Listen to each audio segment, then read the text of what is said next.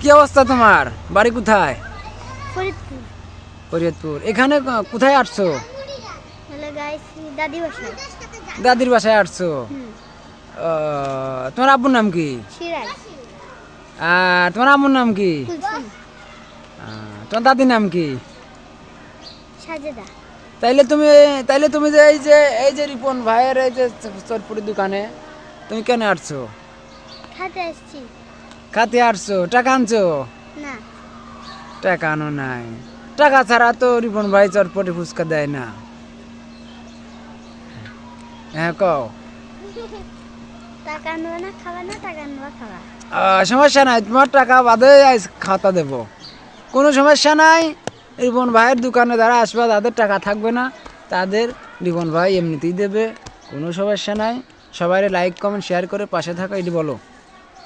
সবাই লাইক করে দিও। হ্যাঁ হ্যাঁ, রিপন ভাই আমার মাংনা দিচ্ছে।